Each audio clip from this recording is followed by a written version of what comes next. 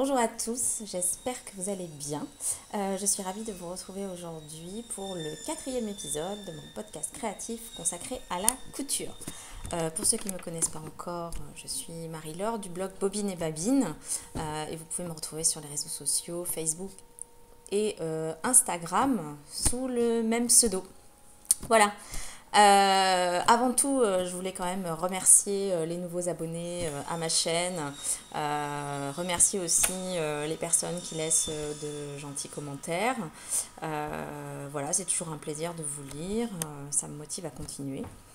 Et puis, je me rends compte aussi que ces podcasts, c'est une bonne façon d'anticiper la présentation des projets que je réalise parce que je ne vous cache pas que j'ai un petit peu de retard sur les articles de blog.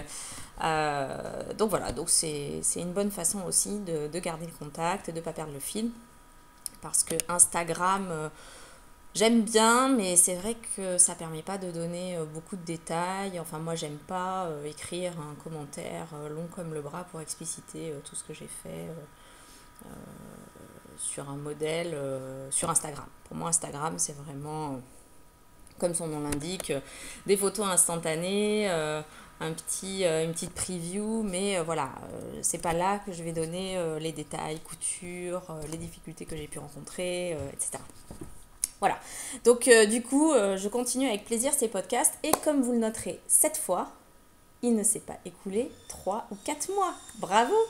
Il s'est écoulé à peine un mois et demi et j'ai décidé effectivement avant les vacances d'été de venir vous retrouver ici pour vous montrer les projets que j'ai réalisés depuis la dernière fois.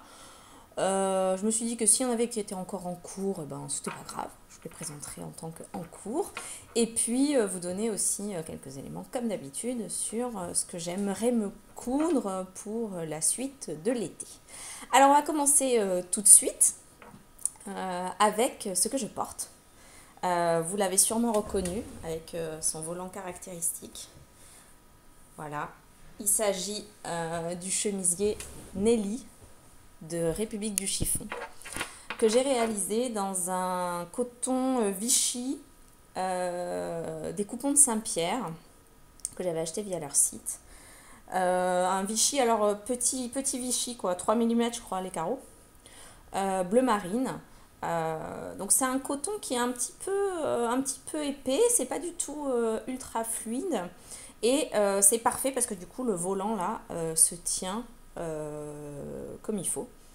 Il reste bien plaqué vers l'intérieur et je trouve que les fronts sont assez, assez jolis sans faire trop. Voilà. Donc ce chemisier Nelly, je vais vous montrer quand même, je vais le sortir de la jupe là, que vous voyez. Donc il est assez long quand même. Voilà, je vais essayer de reculer. Hop, voilà. Il est assez long. Il n'a pas de pince, donc pas de pince sur les côtés. Il est aussi assez ample. Donc moi je l'ai taillé en taille 38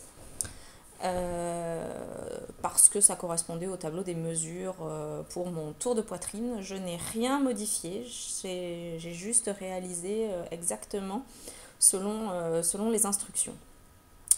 C'est la première fois sur ce chemisier, enfin c'est plutôt ce chemisier m'a permis pour la première fois de réaliser moi-même mon biais. Donc le biais pour finir typiquement les emmanchures.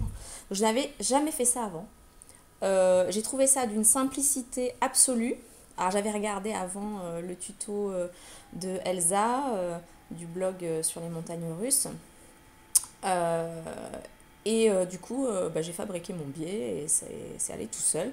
Et évidemment, quand le biais est dans le même tissu, le tombé, il est parfait parce que ça s'ajuste parfaitement. Il n'y a pas de différence d'épaisseur, différence de texture. Donc, le biais est parfait. Alors, qu'est-ce que j'ai fait sur ce volant ? Si, j'ai fait une modification et vous vous en doutez parce que c'est, on va dire, un sujet assez récurrent sur ce chemisier Nelly. J'ai réduit la largeur du volant et je l'ai réduite précisément de 1 cm sur la largeur finie. Donc le volant de Nelly, vous savez, il est en deux parties. Donc vous avez donc une grande bande que vous attachez à une autre bande, puis vous repliez en deux. Donc une fois que c'était replié en deux, j'ai taillé 1 cm sur le côté qui n'était pas cousu. Donc ça revient en fait à enlever 2 cm au total sur la largeur de la bande. Et du coup là j'ai un volant qui fait environ 3 cm de largeur. Moi je trouve que c'est parfait comme ça. Je trouve que voilà, en tout cas pour ce chemisier là, dans ce tissu là, c'est la largeur qu'il faut. Alors après il faut gérer ici le décolleté. Donc moi là le décolleté ne me gêne pas. J'ai l'habitude de porter des choses assez décolletées. Là, il ne me gêne pas parce que le volant se tient bien et qu'il vient vraiment voilà, refermer ici le décolleté.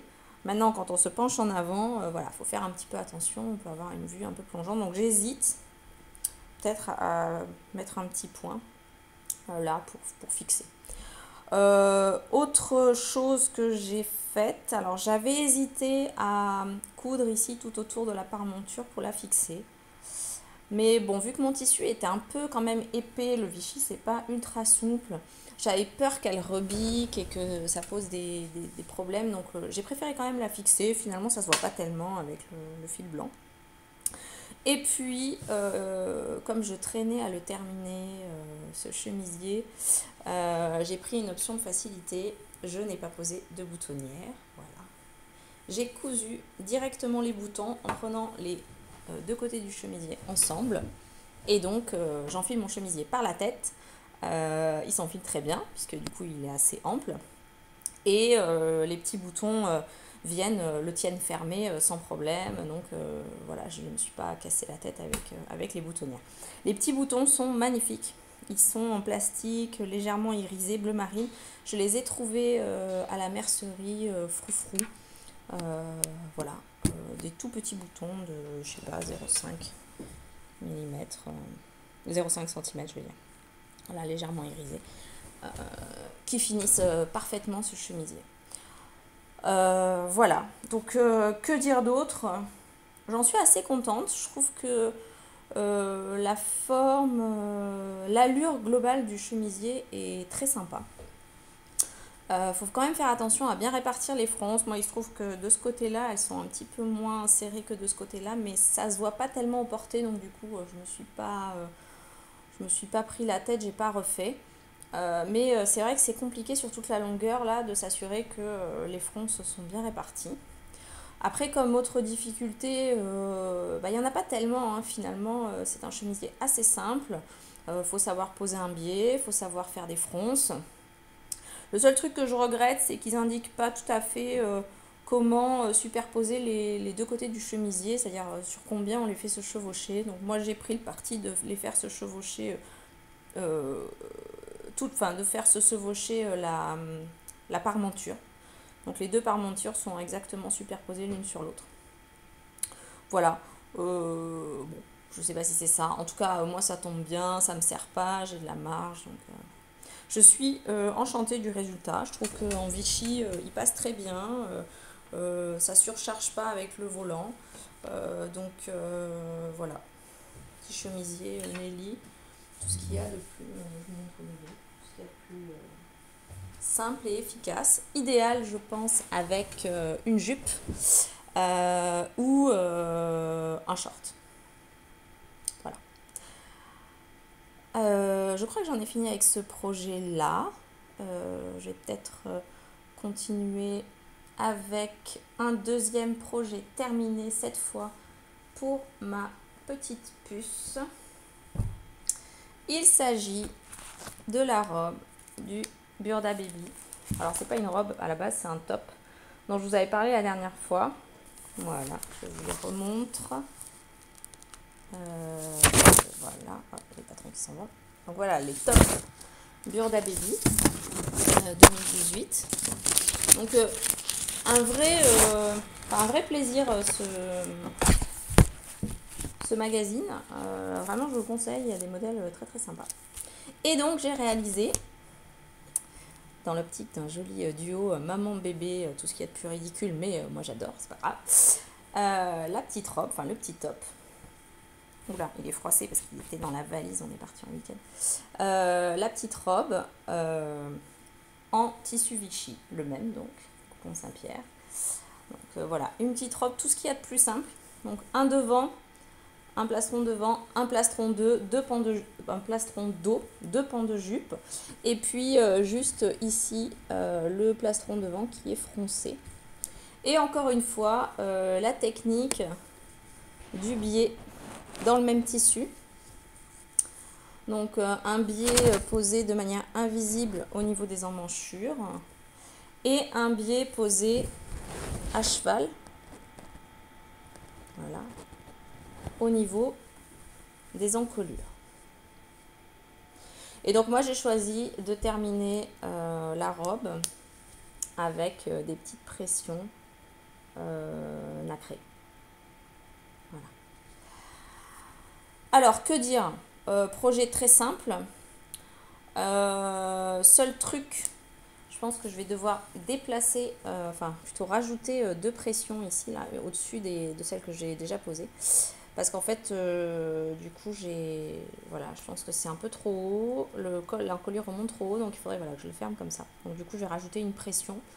Du coup, il y en aura deux, une qui servira pas, une qui servira. Tant pis, parce que j'ose pas enlever la pression que j'ai déjà posée de peur de tout arracher. Donc cette petite robe, très jolie, très agréable à porter, déjà étraînée ce week-end, aucun problème, voilà, tout ce qu'il y a de plus confortable. Je l'ai fait en taille 74 cm, soit du 9 mois je crois. Je vous avais donné les tailles la dernière fois. Voilà, je fais 74 cm, taille Burda, donc ça correspond à du 9 mois. Bon, en pratique, je crois que les tailles françaises, le 9 mois, c'est 71 et 74, c'est déjà 12 mois. Mais bon, j'ai fait ça, donc je m'attendais à ce que ça soit un peu grand, mais du coup, en guise de robe, ça lui va parfaitement. En guise de top, c'est clairement trop grand. Ce que j'aurais à reprocher à ce patron, c'est les finitions. Je trouve que la finition là, j'ai suivi exactement ce qu'il disait dans les instructions. La finition ici de la parmenture, alors la parmenture elle est à même, c'est-à-dire que en fait le patron il remonte jusque là et ensuite on replie vers l'intérieur la bretelle. Donc ici ils n'indiquent pas de surfiler, rien, ils disent juste de mettre de la viseline, parce qu'évidemment il va y avoir une boutonnière ou une pression. Donc là du coup le truc il est accru et je m'en suis aperçue trop tard, enfin ça faisait pas de surfiler. Donc évidemment des deux côtés, enfin des quatre côtés. Et puis l'autre truc que je n'aime pas, c'est la finition ici au biais à cheval sur l'encolure, parce que le bout est moche. Voilà, on voit là, il y a un petit truc qui dépasse, enfin voilà. Alors, c'est moche aussi peut-être parce que je l'ai mal fait, hein, mais je trouve que c'est pas nickel. Et du coup, je cherche une technique pour, quand on pose le pied à cheval, que le coin là soit nickel. Alors je pense qu'il faut faire comme quand on fait des ourlets, des chemises au niveau de la patte de boutonnage. Il faut mettre le biais, les deux épaisseurs de biais, replier le biais endroit contre endroit, coudre au ras de la bordure de la bretelle et ensuite retourner pour que finalement ça soit pris correctement. Donc je vais essayer ça parce que j'aime pas du tout cette finition, je trouve que c'est dommage. Pour un vêtement aussi simple, etc., je pense qu'on peut arriver à proposer des finitions un petit peu plus quali. Bon, après, ça reste du burda. Donc là, j'ai appliqué à la lettre les instructions. Le rendu va très bien. Voilà. Mais je vais la refaire, je pense, parce que c'est un modèle très sympathique, autant pour l'été que pour l'hiver, selon les matières.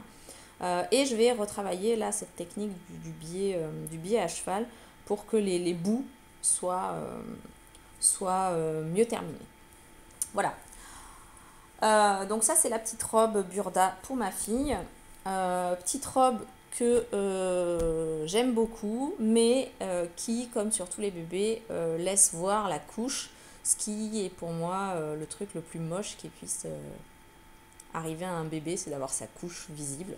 Du coup, je me suis motivée pour lui réaliser une petite culotte assortie. Voilà, une petite culotte bouffante qu'on met par-dessus la couche pour voilà, bah, cacher la couche. Et en même temps, quand elle est à quatre pattes là et qu'elle a la robe qui remonte, et ben, on voit la petite culotte au lieu de voir la couche pampers toute moche, quoi. Voilà, donc j'ai pris le tuto. Alors j'avais déjà fait un bloomer avec les tutos de ma petite mercerie qu'elle utilise toujours, qui est très sympa, mais qui est plus un format short. Et moi, j'avais vraiment envie d'un format culotte. Et donc, j'ai cherché sur Internet ce qu'il existait comme patron gratuit, parce que j'avais pas envie non plus de dépenser des mille et des cents pour une petite culotte. Tiens, d'ailleurs, j'ai un problème là, il faut que je repose. Bon, bref.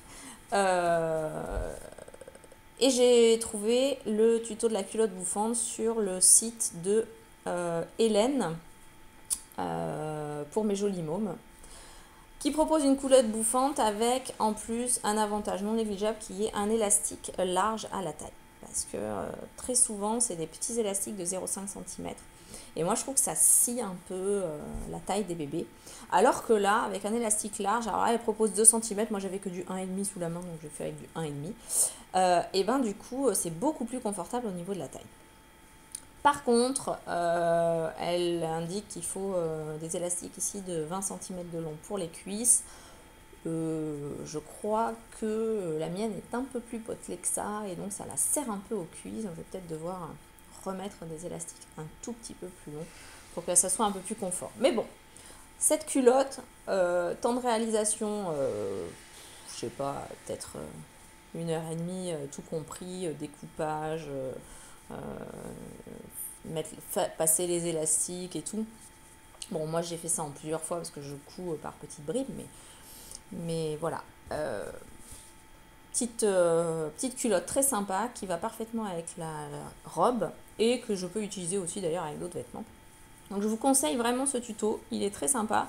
Par contre, pensez à mesurer le tour de cuisse de votre bébé pour choisir la bonne taille d'élastique au niveau des trous pour les jambes. Voilà. Donc ça c'était le deuxième projet fini, enfin le troisième, on va dire que ça va ensemble avec la petite robe. D'ailleurs j'en profite pour faire une petite pause là, parce que en fait je suis capable de revenir beaucoup plus tôt que d'habitude parce que je me suis clairement organisée cette fois-ci. J'ai changé de méthode, j'ai passé plusieurs soirées à découper plein de projets. Donc pour moi, pour elle et tout. Donc j'ai découpé.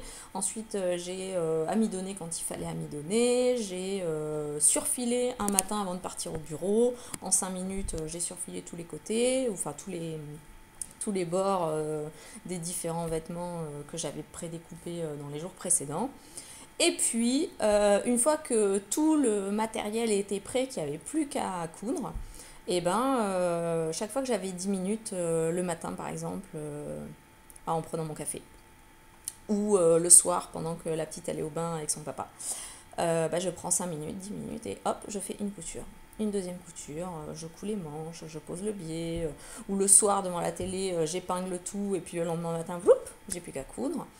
Et du coup, en faisant des petits trucs comme ça, tous les jours un tout petit peu, mais vraiment des mini actions, quoi. Poser des épingles, repasser le biais pour qu'il soit prêt pour le lendemain. Juste, je sais pas moi, qu'est-ce que j'ai fait passer les élastiques, sans coudre, juste passer les élastiques. Voilà, des petites actions comme ça, qui m'ont permis tous les jours de faire un petit peu. Et donc, en un mois et demi, j'ai réussi à produire quand même beaucoup plus que ce que je pensais. En tout cas, beaucoup plus que ce que j'ai pu faire les périodes précédentes. Alors je pense que c'est aussi dû à la période estivale, il fait jour un peu plus tard, donc c'est plus facile de travailler le soir. Le matin, il fait jour très tôt aussi, puis bon, les gens commencent à partir en vacances, donc peut-être que le rythme est un petit peu plus tranquille, je sais pas, enfin en tout cas, il semblerait que cette méthode d'organisation soit efficace pour moi, donc vraiment y aller par gros blocs. On découpe tout, on amidonne tout, on surfile tout, et puis ensuite, par petits bouts de 5-10 minutes, on coud tranquillement les projets. Voilà, donc ça, Nelly, les 2 projets en Vichy, déjà pas mal en ces quelques semaines. Ensuite, qu'est-ce que j'ai fait? Donc j'ai continué sur le Burda Baby, je vous en avais parlé la dernière fois, avec un ensemble t-shirt plus legging. Alors, le legging est terminé. Voilà. Également en taille 74, Burda, donc 9 mois. J'y ai même posé ma jolie étiquette Bobine et Babine que j'avais commandée il y a quelques temps. Donc un legging, alors plus simple, il n'y a pas possible. Je sais pas, c'est vraiment d'une simplicité absolue. Le seul défaut que j'aurais à dire, c'est que sur Burda, les marges de couture sont pas incluses, donc en fait, il faut les rajouter. Mais bon, j'aurais pu les rajouter sur le papier à patron, j'ai oublié. C'est pareil, j'ai pas non plus, je me suis pas compliqué la vie à utiliser la recouvreuse. Donc évidemment, j'ai surjeté, enfin j'ai cousu toutes les coutures d'assemblage à la surjeteuse, 4 fils partout. Par contre, pour fermer ici la ceinture élastique, j'ai fait au point zigzag de la machine à coudre. Parce que, voilà, je trouvais que c'était plus simple. Et les ourlets des jambes, même chose, point zigzag, un peu large. Et ça va très bien, ça va très bien. Et je compte bien lui en refaire un autre. Donc là, je lui en ai fait un gris avec un tissu jersey que j'avais acheté chez Cousette il y a quelques temps. L'année dernière, je crois. Et qui m'avait pas servi encore. Donc, du coup, j'ai fait voilà, un legging pour ma fille, assorti avec un t-shirt. Alors, que je mets dans les projets finis, mais en fait, il n'est pas tout à fait fini, puisqu'il reste à faire les ourlets des manches. Donc, le t-shirt qui va avec, donc des petits roses, enfin une marinière rose, avec des petits chats gris qui vont avec le legging gris. Voilà, tout est réfléchi. Et la particularité de ce t-shirt, vous en avez parlé, c'est les emmanchures, voilà, qui se chevauchent sur l'épaule. Je crois qu'on appelle ça emmanchure américaine, il me semble. Alors, très facile. Parce que moi, je me suis ajouté une difficulté puisque j'ai voulu retenter l'utilisation de l'aiguille double. Parce qu'il faut savoir que moi, avec ma machine, l'aiguille double, ça ne marche jamais. Soit ça fait un petit boudin tout moche, soit ça saute des points, soit le jersey n'est pas bien entraîné, donc les deux épaisseurs elles vrillent et donc ça fait un truc moche. Enfin, j'arrive pas à trouver les réglages de tension, de longueur du point qui vont bien. Alors j'ai essayé plein de choses, j'ai regardé plein de tutos, etc. Mais je sais pas. Ça ne marche pas. Donc là j'avais acheté quand même une aiguille double spéciale jersey, mais par contre j'avais pris la largeur 6 mm je crois. Donc assez large. Et c'est peut-être ça le problème. C'est-à-dire que sur des jerseys très fins comme ça, il faut garder une aiguille avec un espacement pas trop large. Et du coup, j'ai une encolure qui est quand même pas... Alors, attends, parce que là, on voit pas grand-chose. Voilà. Bon, c'est pas génial. C'est pas ultra top, quoi. Ça fait un gros boudin. Je vous l'avais montré sur Instagram. Enfin, vous regarderez, je crois, dans ma... Ah, c'est dans une story. Alors, j'ai peut-être pas remis bien, mais voilà. Donc, c'est pas... Ouais, c'est pas exceptionnel, quoi. Voilà, bon, bref. Donc, je suis pas très contente de mon travail à l'aiguille double. Je sais pas. Il faut que je réessaye. Il faut que j'essaye. Faut que j'essaye. Peut-être sur des trucs plus simples, un ourlet droit. Là, je l'ai fait. J'ai refait à l'ourlet avec l'aiguille double. Alors là, ça a mieux marché. Ce que j'ai fait, c'est que j'ai suivi un conseil que j'ai vu, je crois, sur une vidéo YouTube de SB Création de Sandrine, qui disait que pour certaines coutures un peu difficiles, ça vaut le coup de mettre du papier de soie en dessous parce que ça aide à l'entraînement du tissu et ça évite des déboires. Donc j'ai fait ça. Effectivement, le tissu a été bien entraîné. Par contre, je pense encore que la largeur 6 mm, c'est pas idéal. Puis en plus, je suis pas allée droit. Enfin, bon. Bref, je me dis, voilà, c'est quand même pas très heureux, quoi. Bon, elle le mettra quand même, hein. Mais voilà, c'était pour tester l'aiguille double. Bon, résultat très mitigé. J'ai choisi cette technique un peu par flemme parce que moi j'ai une surjeteuse combinée recouvreuse. Donc je peux la monter en surjeteuse ou en recouvreuse. Et là j'avais un peu la flemme de la monter en recouvreuse pour des vêtements de cette taille-là, quoi. Mais je me rends compte que quand je travaille avec la recouvreuse, c'est nickel. Quand je travaille avec l'aiguille double, c'est moche. Bon, donc peut-être que à un moment donné, je vais quand même dompter ma flemme et utiliser la recouvreuse pour être sûre d'avoir vraiment un résultat parfait. Maintenant, sur des petites manches comme ça, enfin vu la taille, c'est quand même compliqué de passer ça sous le pied de la recouvreuse qui est quand même assez gros. Donc je m'étais dit à la machine à coudre et au pied et à l'aiguille double, ça serait plus simple et aussi plus joli. Mais il faut absolument que je trouve un moyen de maîtriser les bons réglages. Voilà, si vous avez des astuces, dites-moi. Alors moi j'ai une browser mécanique, une vieille browser PX200, bon, voilà, pas une machine de compétition, hein, mais elle fait tout très bien. Et je pense que c'est un problème d'entraînement du tissu. Malgré l'aiguille jersey, je trouve que voilà, ça fait pas. Donc si vous avez des conseils pour s'en sortir avec l'aiguille double, quand utiliser l'aiguille double avec un espacement large ou un espacement fin, est-ce qu'il vaut mieux la tension à fond ou pas? Est-ce qu'il vaut mieux un long point ou un point court? Enfin vraiment, j'arrive pas. J'arrive pas et pourtant ça me simplifierait quand même vachement la vie de pouvoir de temps en temps m'affranchir de la recouvreuse pour utiliser l'aiguille double. Bon, voilà. Donc, appel à un ami. Je compte sur vous si vous avez des conseils pour me dire comment faire. En attendant, voilà, le t-shirt, il est fait. Je pense qu'il sera portable. Taille 74, encore une fois. J'ai choisi de faire assez grand parce que je me suis dit que ça lui servirait pour après. Je referai parce que c'est très sympa. C'est très sympa comme forme. C'est très simple. Je pense que, enfin, elle pourra en utiliser plein des comme ça. On peut en faire dans plusieurs types de tissus. J'ai le même tissu en bleu. Donc je pense que je lui en ferai un aussi en bleu. Voilà. Donc on va dire qu'il est presque fini, hein. Il me reste voilà, les deux ourlets des manches à faire. Et il ira très bien avec le petit legging assorti. Voilà. Et je crois que j'en ai fini avec les projets terminés. On va pouvoir passer au projet en cours, puisqu'il y a un en cours que vous avez peut-être vu sur Instagram. Il s'agit, hop, voilà, de mon kimono. Voilà. Mon kimono Kochi de Papercut Pattern. Je vais vous mettre vous insérer un visuel dans la vidéo.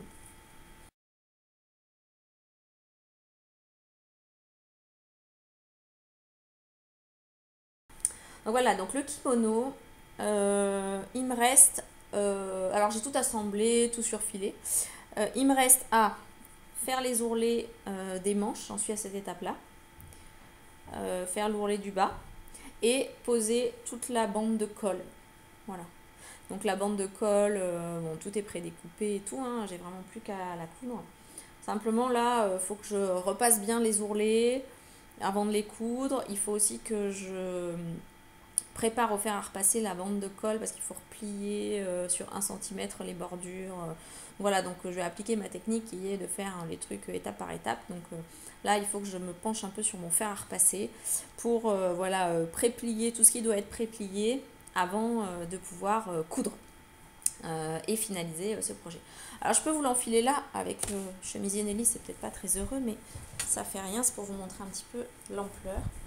Donc voilà, donc j'avais choisi ce tissu parce que je trouvais qu'il était idéal, enfin vraiment esprit kimono parfait. Donc j'avais trouvé ce tissu chez Toto. Voilà. Donc les manches sont assez larges. Voilà, je vous les montre comme ça. Elles sont plutôt larges. Elles ne vont pas jusqu'au poignet. Elles sont pas 3/4, un peu plus long que 3/4. Bon, en même temps, ici, il faut replier sur presque 3 cm. Donc oui, ça fait presque 3/4 en fait. Voilà. Qu'est-ce qu'il y a de notable? Ici, les côtés, il y a une ouverture fendue. Donc il faut aussi que je finisse les fentes. On n'est pas obligé, hein, il y a une version aussi où on ferme jusqu'en bas. Mais moi j'ai choisi ici de laisser la fente. Donc je vais fermer la fente là des deux côtés, bien finir le bord.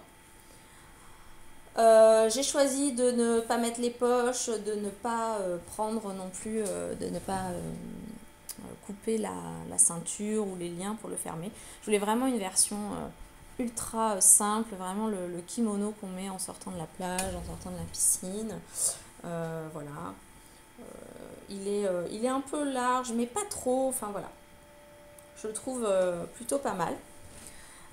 Donc moi j'ai coupé la plus petite taille, non pas la plus petite c'est XXS, je crois que j'ai coupé un XS chez Papercut en me basant sur les mesures de ma poitrine et du vêtement fini.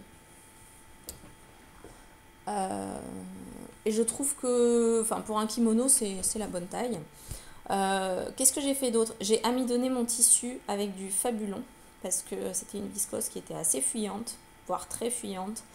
Et j'avais envie vraiment que mes pièces elles soient bien dans le droit fil, que le dos soit bien droit, que comme il y a des motifs, j'avais pas trop envie enfin, que ça vrille, que les manches voilà, tournent pas. Bah, ça change tout quand même, hein. Sans complètement rigidifier le tissu, ça l'a bien un petit peu cartonné par endroits, mais pas trop, juste ce qu'il faut pour que ça passe bien sous le pied de la machine à coudre et que la découpe se passe sans encombre. Donc ce kimono, pour l'instant, rien à dire. Je pense qu'il sera fini assez vite. Je le double pas, hein, je fais la version ultra simple non doublée, donc à l'intérieur j'ai pas fait de couture anglaise ou de trucs comme ça, j'ai juste surfilé et ouvert les coutures au fer. Je pense que ça passe. Ça pourrait être bien de faire des coutures anglaises, mais ça veut dire sur Papercut qu'il faut rajouter des marges parce que je crois qu'il n'y a que 1 cm de marge de couture et faire des coutures anglaises avec 1 cm seulement, c'est un peu chaud, moi je trouve. Je préfère avec 1,5 cm. Donc voilà, faudrait rajouter 0,5 ou 1 cm de marge. Donc là, clairement, je m'évite cette étape fastidieuse. Donc là, j'ai juste surfilé l'intérieur. Donc là, il devrait se terminer. Voilà, je pense que d'ici la fin de la semaine, j'aurai terminé ce kimono. Et je compte bien l'emmener avec moi en vacances. Voilà, donc ça, c'était pour les en cours. Rien à dire, très simple. Les explications de Papercut, toujours très simples. Les schémas, très parlants. Donc vraiment facile. Et le tissu, très agréable. Donc j'ai hâte de le finir et je vous le montrerai dans la prochaine vidéo. Voilà. Dans les autres projets dont je vous avais parlé de la saharienne de Anne Kerdiles, la veste Tanger. Alors, j'ai pas commencé ce projet parce que je vous avais présenté la dernière fois le tissu, un 100% lin couleur vert d'eau. Mais j'ai galéré à trouver du biais, les 10 mètres de biais là pour ganser l'intérieur des coutures. Parce que c'est une veste, tout l'intérieur elle n'est pas doublée, toutes les coutures sont gancées. Et je voulais un biais, donc soit un biais coordonné, mais bon, pas top. Et très souvent, les biais sont un peu cartonnés, moi je trouve. Ils sont apprêtés et trop rigides. Donc j'avais peur que ça rentre pas bien. Et puis j'avais trouvé des biais Liberty, mais genre à 2,80 € le mètre. J'en avais déjà eu pour 30 € de lin. Si je rajoute encore 30 € de biais, ça commence à faire un peu chéro la veste, quoi.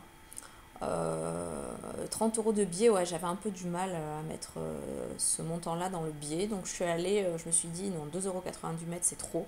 Il faut que je vise un truc à moins de 2 €, quoi. Voilà, moins de 2 €. Et j'ai trouvé un biais fleuri. Ce n'est pas du biais Liberty, ou ça ressemble en tout cas. C'est d'une finesse absolue. Pas du tout cartonné. Super beau, voilà. Et je pense que ça relèvera vraiment l'intérieur de ma veste. Voilà, je trouvais que c'était plus sympa de ganser avec un biais à motif qu'avec un biais uni. Un biais uni vert d'eau, bah, il ne se serait pas vu. Donc quand on passe du temps à poser 10 mètres de biais, autant que ça se remarque. Si j'avais pris un biais uni contrastant, ben après faut trouver c'est quoi la bonne couleur contrastante pour que ça soit joli et tout. Bon, donc j'ai pas, voilà. Je me suis dit il me faut un biais à motif et voilà, j'ai trouvé ça. Et j'ai trouvé ça chez Froufrou Mercerie dans le 6e, magique, tout à côté de chez moi. Je suis ravie. Et donc, maintenant que j'ai trouvé le biais, je vais devoir me coller au patron. Sauf que il fait carrément trop chaud pour que j'arrive à me motiver à coudre une veste en ce moment. Donc je pense que je vais laver mon tissu, je vais assembler le patron PDF parce que je ne l'ai pas encore assemblé. Je vais préparer ça tranquillement et puis voilà, peut-être pendant les vacances d'été, si j'ai préparé toutes les pièces, je le coudrai pendant les vacances. Ou sinon, je le ferai à la rentrée. Voilà, mais je m'attends pas trop à le faire rapidement parce que je pense que la veste en lin, là, même si c'est du lin, je porte pas ça l'été, quoi. Je la mettrai plutôt pour la rentrée à l'automne. Voilà, donc le petit biais assorti. Donc maintenant j'ai toutes les fournitures, sauf peut-être le fil, faut que je vérifie, pour démarrer ce projet. Donc je vais m'y atteler très certainement pendant les vacances. Voilà. Et je crois qu'on en a fini là vraiment avec les projets en cours et les projets terminés.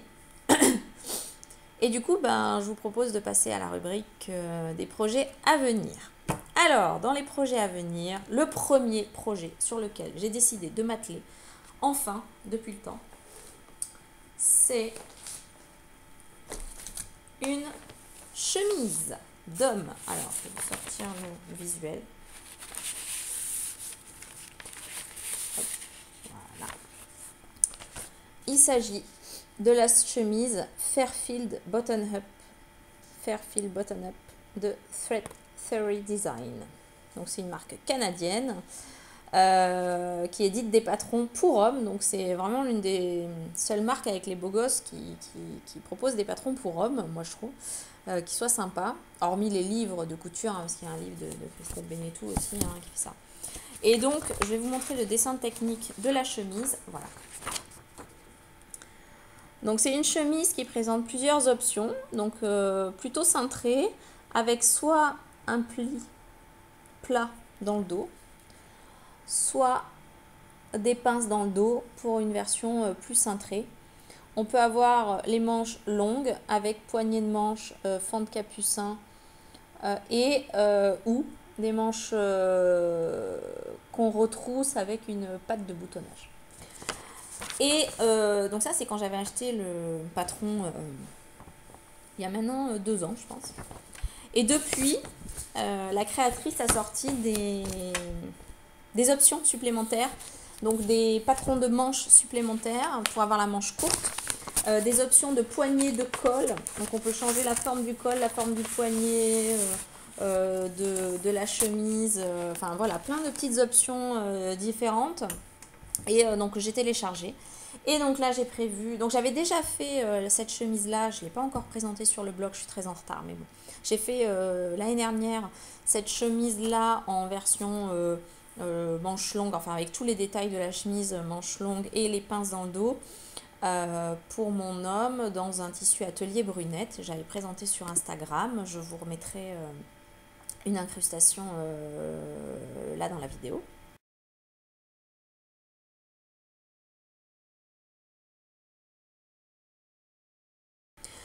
Et je souhaitais refaire ce patron, mais cette fois en version été, dans ce super tissu que j'avais acheté chez Un Chat sur un fil, je crois,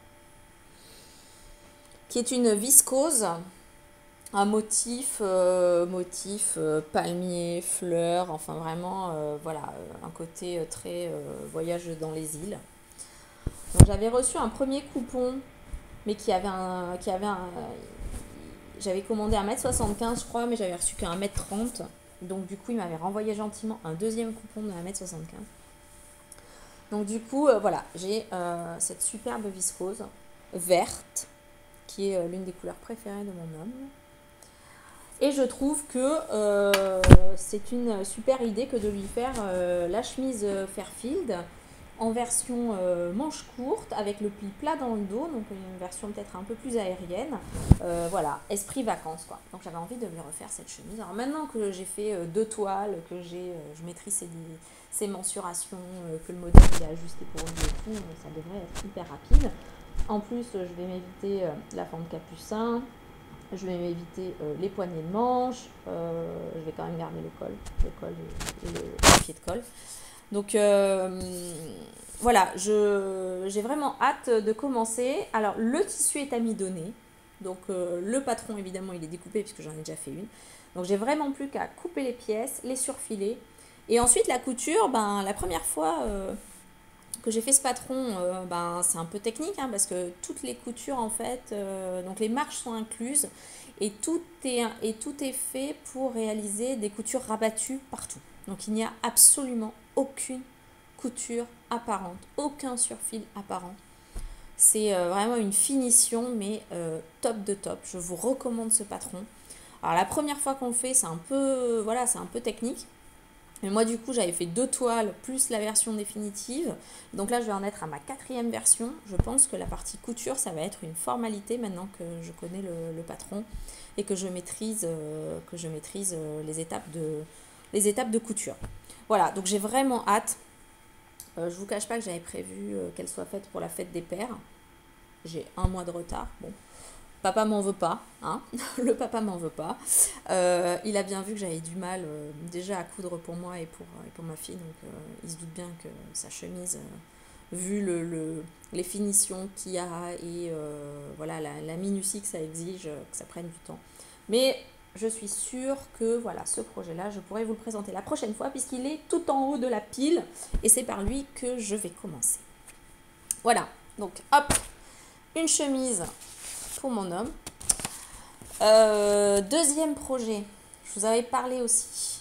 J'ai prévu de me faire une jupe longue, alors longue ou courte d'ailleurs, je sais pas trop, mais une jupe longue j'aimerais bien dans cette viscose fleurie bleu marine et blanche que j'ai trouvée chez Toto la dernière fois, en même temps que ma viscose de mon kimono. Donc je dois avoir 1,50 m. Et alors, j'ai très très envie de faire donc soit une jupe longue, et dans ce cas-là, j'hésitais en fait entre le patron Justine de Ready to Sew,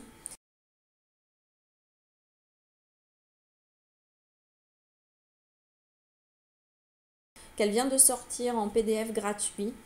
J'ai jamais cousu Ready to Sew. C'est une marque que je ne connais pas.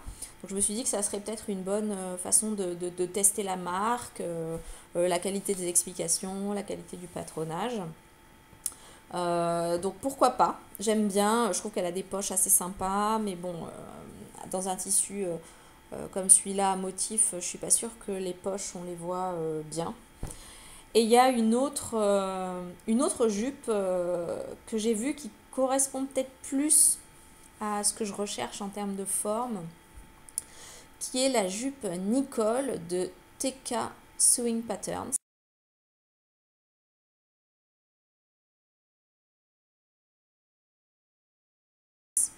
Je vous mettrai une incrustation aussi. Alors cette jupe là c'est une jupe midi.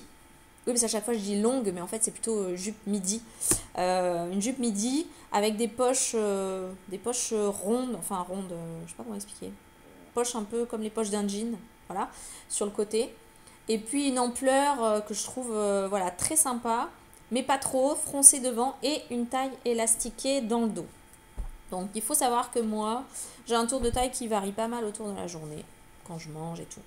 Et donc j'aime bien avoir un peu d'aisance. Mais sur les jupes midi, avec une ceinture standard à la taille, ben, soit on a de l'aisance et la jupe elle passe son temps à tourner et on passe son temps à la remettre dans le bon sens, ce qui moi m'énerve.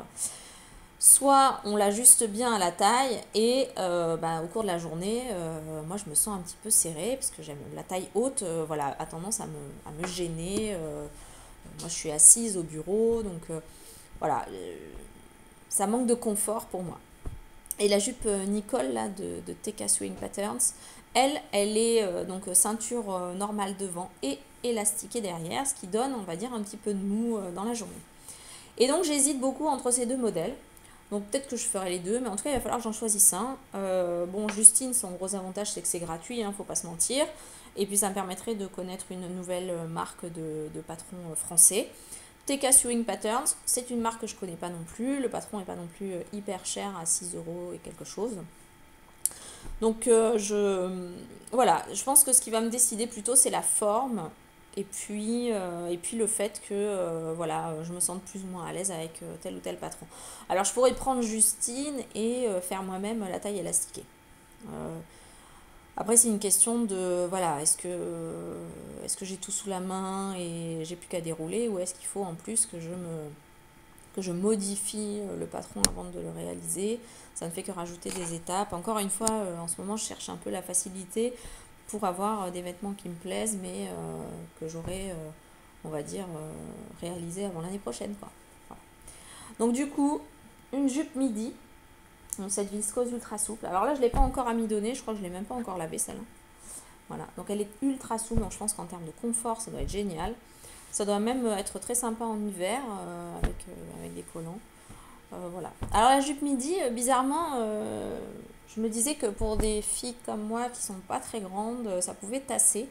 Mais j'ai acheté une robe avec une jupe justement longueur midi, enfin le bas de la robe est longueur midi dans le commerce récemment. Et j'aime beaucoup. Ça donne un petit côté rétro que j'aime bien. Que j'aime bien. Et donc voilà.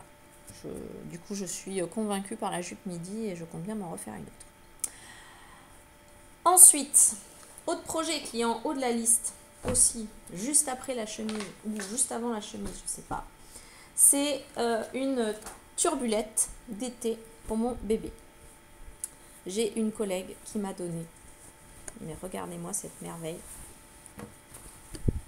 voilà, des vieux draps de coton de quand elle était bébé, elle. Voilà. Et donc évidemment ces draps là, moi je vais pas m'en servir pour le lit de ma petite parce que on met plus de draps, donc drap de coton bleu ciel. Donc j'ai décidé en fait de réutiliser ce drap pour y couper dedans une turbulette. D'été, donc dans laquelle je ne mettrai pas de molleton, vraiment pour que ça soit le plus léger et aérien possible. Et je compte bien du coup utiliser le petit motif brodé là, de petit ours, et le galon de broderie anglaise sur le plastron. Donc, je vais faire une turbulette avec un plastron devant, coupé ici là, au niveau de la poitrine du bébé, et puis le bas du sac, on va dire découpé à part. Comme ça va me permettre de garder ce motif là et le galon au niveau de la découpe. Donc voilà, donc j'ai choisi d'utiliser, voilà, de recycler ces superbes tissus qui ont traversé les années, qui sont en super état et qui sont hyper doux, quoi. Vraiment très très sympa. Je pense que c'est du lin coton même, vu la texture là et la trame de tissage. J'ai l'impression que c'est du lin coton.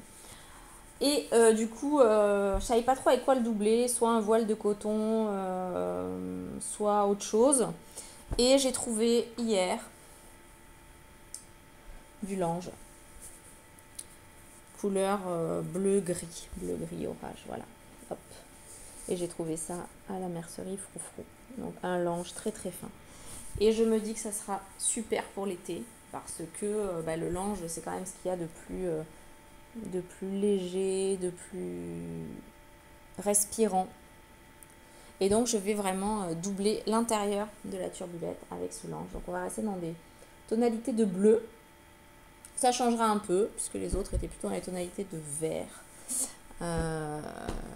Je suis ravie de pouvoir recycler ces belles pièces qui m'ont été offertes par ma collègue. Alors elle m'en a offert d'autres, hein. J'en ai d'autres dans des coloris roses avec d'autres types de dessins de broderie. Donc je pense que je réutiliserai aussi probablement turbulette. Mais je vais déjà en faire une parce que celui-là m'a vraiment vraiment plu, ce petit drap bleu là avec ses oursons brodés. Et j'aimerais que voilà, ma fille puisse en profiter très vite. Et puis, qu'est-ce qui me reste? Ah, je crois que j'ai oublié de ramener quelque chose. Je vais le chercher tout de suite. Voilà, donc je reviens puisque je voulais vous parler d'un autre projet que je veux faire. Donc suite à mon chemisier Nelly, j'avais envie de pouvoir la sortir à des shorts. Et en ce moment, je suis, on va dire, obsédée par les ceintures type paper bag. Voilà, donc les sortes de ceintures un peu froncées, là, comme on voit, très souvent en ce moment sur Instagram et puis dans les magasins. Alors évidemment, j'ai pensé à faire le modèle Harper, pardon, voilà, de la maison Victor, qu'une gentille collègue m'a prêté, puisque moi je n'étais pas abonnée au magazine, mais elle l'avait, donc elle a gentiment accepté que je recopie le patron. Et donc je me suis dit pourquoi pas faire une version short de ce pantalon Harper qui a un succès fou sur internet en ce moment. Et puis je suis tombée par hasard en fait via un post de Popissou, je crois, sur Instagram. Je suis retombée sur une marque que j'avais déjà repérée mais que j'avais oubliée, qui est Peppermint, qui est en fait un magazine. Et ils proposent, parmi les patrons gratuits disponibles sur leur site, le patron d'un short que je vous mets là, voilà, avec la fameuse ceinture paper bag, donc avec un élastique et puis une petite cordelette à l'intérieur. Voilà, donc du coup, quand j'ai vu ce patron, je l'ai imprimé d'abord tout de suite. Et je me suis dit, pourquoi pas, puisque c'est pour les vacances d'été, je trouve que le patron Harper, il a quand même un style plutôt chic. Hein, donc, si je fais un short Harper, j'imagine le faire dans une matière plus chic et puis que je puisse porter peut-être au travail s'il est assez long. Alors que voilà, le patron Peppermint a quand même un côté plus casual. Et donc, je me suis dit, tiens, pourquoi pas faire un short Peppermint et pour tester, le faire dans un tencel, que j'avais acheté chez Pretty Mercery et qui, malheureusement, après le lavage, avait fait des méga rayures blanches. Mais alors, un truc de fou. Du coup, moi je trouve que ça l'a vachement abîmé. J'avais prévu de me faire une robe dedans, mais bon, je trouve que ça rend plus. Voilà. Le tissu s'est abîmé. Pourtant, je l'ai lavé à 30, quoi. C'est pas non plus la catastrophe, hein, mais voilà, ça a fait des grosses traces blanches. Je l'ai repassé, ça n'a rien changé. Voilà. Donc, je suis très très embêtée et ça m'embête de ne pas l'utiliser. Du coup, je me suis dit, pourquoi pas l'utiliser pour faire un short de vacances, du coup. Donc, le tissu est un peu abîmé, mais en même temps, bon, voilà, les petites rayures blanches sur un short d'été, peut-être que ça posera moins de problèmes et ça me permettra de toute façon au pire de tester la taille et de faire une toile portable de ce short. Donc du coup je pense que je vais réaliser en premier lieu le short Peppermint, puisque celui-là je compte le porter tout de suite, et le réaliser du coup dans ce tencel Pretty Mercery. Et s'il m'en reste assez du tencel, je ferai un petit peu plus tard une toile portable du pantalon Harper. Comme ça, je pourrai ensuite le faire dans le tissu définitif que je ne sais pas encore, lequel ce sera. Voilà, je n'ai pas encore d'idée très précise pour ce pantalon Harper, mais ce qui est sûr, c'est que j'aime beaucoup la forme, j'aime beaucoup les différentes versions que j'ai vues sur Instagram, et donc j'avais envie de m'en faire une version pour moi. Voilà, donc Harper, on verra plus tard parce que je ne sais pas encore dans quoi. Et le short Peppermint que je vous remontre, que vous pouvez trouver donc sur le site de Peppermint Magazine, dans la section Free Sewing Patterns ou Free Patterns, je sais plus. Et voilà ce short. Je crois que les filles de Mix & Sew l'ont cousu récemment. Donc vous pouvez aller voir aussi ce que ça donne sur elle. Voilà, j'ai pas encore regardé totalement les explications, j'ai pas encore assemblé le patron, je sais pas encore quelle taille je vais faire, bref, faut que je me penche sur la question, mais un short, en plus donc des autres projets que j'ai cités, à savoir la chemise d'homme, la jupe midi, la turbulette et donc ce short. Et puis du coup, j'en profite pour vous en parler aussi sur le site de Peppermint. Grâce à Popissou, du coup, je vous disais sur Instagram, elle a posté un débardeur avec une basque qui est en fait le patron du Peplum Top de Peppermint, disponible également gratuitement sur le site du magazine. Donc je me suis empressée aussi d'imprimer. Et je me dis que je pourrais faire ce top Peplum. Je vous mettrai peut-être une image dans la vidéo.